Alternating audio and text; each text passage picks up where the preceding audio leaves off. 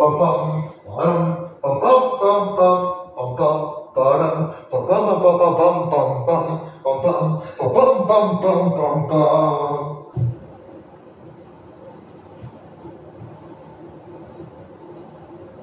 vous allez bien? Yo les gens, c'est Flo, j'espère que vous allez bien, moi ça va. Alors aujourd'hui on se retrouve pour une toute nouvelle vidéo. Une vidéo où je vais raconter vos anecdotes, raconter ou lire vos anecdotes, parce que le problème c'est que regardez, j'ai une feuille d'anecdotes ici, ça et ça. Du coup je vais vous lire les anecdotes des abonnés, de lire ou raconter, je sais pas comment vous le voyez. Bref, en tout cas, s'il vous plaît, n'hésitez pas à mettre un maximum de pouces bleus, 5 likes et je fais une deuxième vidéo de vos anecdotes. Alors avant de commencer, je tiens à mentionner les noms des deux personnes qui m'ont envoyé leurs anecdotes. C'est Foot Life Show et Nugoro Miroai, ou autrement Bowser Overdrive GD. Nous allons donc commencer avec l'anecdote de Foot Life Show. Un soir, lorsque je finissais de regarder le biathlon chez mes grands-parents, je voulais partir avec ma famille en voiture et c'était à moi de conduire en conduite accompagnée. Ok. Jusque-là, tout est normal, tout se passe bien, on va dire. Avant d'aller sur le siège passager, je ne m'étais pas rendu compte que j'avais fait une énorme connerie. J'étais distrait et je jouais avec les clés de la voiture, pour je ne sais quelle raison d'ailleurs. Et donc, nous partons.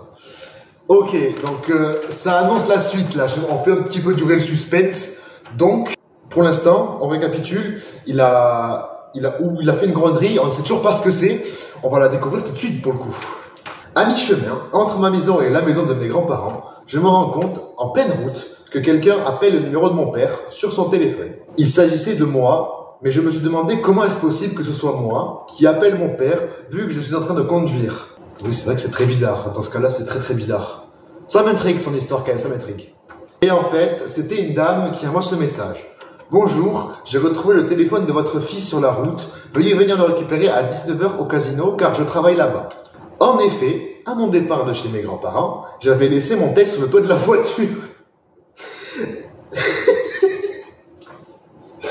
Alors, je ne juge pas les anecdotes.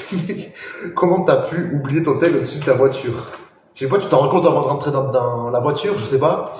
Moi, honnêtement, à ta place, je m'en suis rendu compte. Je sais pas, j'ai pas mon téléphone sur moi. J'utilise tout le temps, même si t'es en train de conduire, je dis pas. Je vérifie au moins dans mes poches si je l'ai pas. Je sais pas. Et je me suis rendu compte à mi-chemin que je n'avais pas réussi à prendre mon téléphone. En effet, en reculant dans la cour, qui était en pente, le téléphone est tombé sur la route, pile quand j'ai démarré la voiture. Aïe, le téléphone. Le téléphone, je pense tu t'as imaginé qu'il serait comme ça. Cassé. Je tiens à m'excuser pour cette séquence très gênante. Alors qu'en fait, il était plutôt comme ça. Tout va bien, je ne suis pas cassé. Coup de chance, le téléphone était déverrouillé et je l'avais mis en mode déverrouillé pendant 30 minutes au maximum. Énorme coup de chance pour le coup. La dame a donc pu le récupérer et trouver le numéro de mon père et l'appeler. J'ai donc pu récupérer mon téléphone au point de rendez-vous avec en effet un petit coup de stress. Je remercie donc cette dame et donne un billet de 10 € qu'elle méritait. Déjà, bravo à cette dame qui t'a rendu ton téléphone et tu as eu beaucoup de chance parce que si ton téléphone il était tombé en pente et qu'il se serait cassé, ah ben, ce serait bien dans la merde. Et surtout, t'as eu vachement de la chance qu'il était déverrouillé parce que je pense pas que tu l'aurais retrouvé s'il n'était pas déverrouillé et qu'elle n'avait pas envoyé un message à ton père. Nous passons donc à l'anecdote numéro 2 de Nugoro Miroai, enseignement au Bowser Overdrive GD. Du coup, cette anecdote, c'est un peu plus un témoignage. Je considère comme une anecdote, vous le prenez comme vous voulez. En tout cas, ça va être un peu long parce que il y a un peu ici, il y a toute cette page-là et ça. Donc ça reste un petit peu lent. Alors, je tiens à vous demander, s'il vous plaît, dans les commentaires, ou donc si vous commentez, etc., ne soyez pas méchants parce que j'ai lu l'histoire et il se pourrait qu'ils reçoivent des messages méchants. Donc s'il vous plaît, soyez compréhensifs. À l'âge de 11 ans, en 6e, mon parcours scolaire a pris une tournure difficile avec le harcèlement de mes camarades. Cette situation persista en 5e, impliquant des violences physiques et verbales. En 4e, une bagarre traumatisante marqua mon expérience accompagnée de menaces tout au long de l'année. En 3e, bien que moins intense, le harcèlement persistait. En seconde générale, les moqueries sur mon apparence engendrèrent un échec scolaire. La transition vers un bac pro a été salvatrice. Déjà, dès le début, je t'envoie ma plus grosse force parce que, en fait, vous allez voir au fil de l'histoire que ce qu'il a vécu dans son adolescence, c'était l'enfer. Libéré de l'enfer du harcèlement, j'ai trouvé de véritables amis. Tant mieux pour toi, je suis très content pour toi.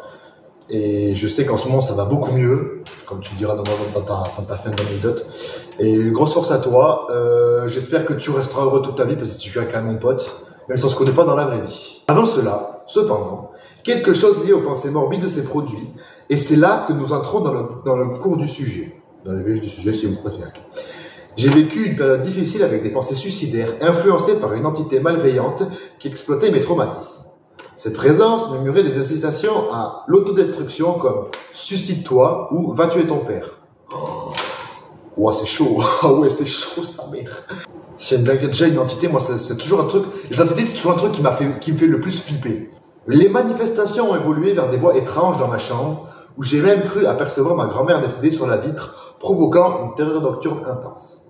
Au fil du temps, ces expériences ont pris une tournure plus sombre, avec des visions de meurtre, allant du simple vol de stylo à des scénarios choquants tels que « je te coupe la gorge » ou « crevaison des yeux ».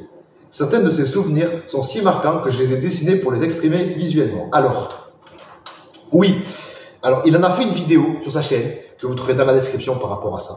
Il raconte à peu près la même chose, avec à peu près les mêmes mots, mais il y aura des illustrations de ce qu'il dit. Moi, je ne l'aimais pas, parce que ça ne m'appartient pas, ce n'est pas mes dessins, ce n'est pas mon contenu. Je les mettrai sa vidéo en description si vous voulez aller jeter un petit coup d'œil sur ses dessins. Suite à cette expérience, j'ai consulté une psychologue et lors de plusieurs rendez-vous, j'ai partagé en détail mes pensées et visions. Lors du dernier rendez-vous, conscient de la gravité de la situation, ma psychologue a décidé de m'amener à l'hôpital, informant ma famille de la situation. J'ai envie de te dire, c'était l'une des seules solutions pour que tu t'en sortes. Aujourd'hui, tu t'en es sorti et je pense que c'est grandement grâce à ça. À l'hôpital psychiatrique, j'ai été orienté vers un psychiatre qui suggérait des médicaments, une option que j'ai refusée. En conséquence, il m'a contraint formellement de rester à l'hôpital où j'ai été soumis à un traitement qui a temporairement atténué les visions de meurtre envahissant ma tête. Après 3 jours, j'ai finalement craqué, je m'effondre en larmes et j'ai supplié mes parents de me ramener à la maison. Je sais que certains ont du mal avec tout ce qui est médoc, médicaments.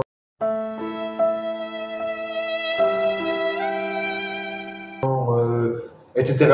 Médoc, médicaments, c'est exactement la même. Je sais que certains ont du mal avec les médocs et médicaments. Flo 2024, j'en ai marre, je vais péter un plomb. Du coup, je sais que certains ont du mal avec les médicaments, mais en général, quand quelqu'un te prescrit des médocs, c'est pour ton bien, et c'est surtout sans risque. Il te mettrait pas n'importe quoi. Je pense que tu aurais dû accepter ça parce que tu n'aurais pas su faire comme ça. Bon, bref, après t'as voulu faire ça, c'est ton choix, et je suis obligé de le respecter. Je me suis battu et j'ai gagné. Cette entité dans ma tête qui aurait pu causer ma mort et cette autre personne n'existe plus. Tout s'est déroulé dans la nuit du 2 août 2021, une nuit particulière où j'ai rencontré cette affreuse créature pour la première et unique fois de ma vie pendant que je dormais. Ça m'intrigue. Comment tu as pu apercevoir cette entité? Comment c'est possible en fait? Comment cela est possible justement? Je ne le sais pas moi-même, mais ce que je sais, c'est que j'ai affronté cette chose et elle a été vaincue après 5 ans de souffrance. En vrai, honnêtement, au départ, je trouve ça invraisemblable qu'il ait vu une entité et qu'il ait pu combattre l'entité. Parce que normalement, une entité, d'après ce que je sais, après je sais pas non plus tout, surtout, une entité c'est plus quelque chose invisible qui te hante. Peut-être que tu peux les apercevoir, etc. Mais je me demande comment tu as pu les combattre. De mes 11 ans à mes 16 ans, cela a été la pire épreuve de ma vie. Tu m'étonnes, tu m'étonnes. À l'époque, supporter le harcèlement et les pensées morbides était un véritable combat du début à la fin. Aujourd'hui, à 19 ans, je vais beaucoup mieux, je vis ma vie normalement et je suis en paix. Bravo à toi d'avoir eu le courage d'en parler. Vous voyez son histoire, ça peut être la répercussion du harcèlement. Il a tellement été harcelé que dans sa tête, il était détruit, il commençait à avoir des pensées morbides. Bon, ça c'est normal, j'ai envie de te dire, quand tu te fais harceler, mais par contre, t'es très atteint pour pouvoir, je pense qu'honnêtement, moi ma théorie, c'est que tu t'es imaginé tout ça. Que ça n'existait pas, que c'était dans ta tête. Et à force d'aller voir le psychologue, etc., et ce séjour dans l'hôpital psychiatrique, ça t'a beaucoup aidé. Et au final, tu as réussi à t'en sortir, et tant mieux pour toi. Bref, en tout cas, j'espère que cette vidéo, vos anecdotes, vous aura plu. N'hésitez pas à mettre un maximum de pouces bleus, de commentaires, à me dire ce que vous voulez comme prochaine vidéo. Je prends l'idée Je prends l'idée de n'importe qui et vous le savez très bien. N'oubliez pas qu'à 5 likes, je refais une vidéo vos anecdotes ou une vidéo où je raconte de mes anecdotes à moi. N'hésitez pas à vous abonner à la chaîne, à aller sur le Discord dans la description. Allez voir la vidéo de Bowser aussi dans la description du coup de No Go White qui s'appelle maintenant.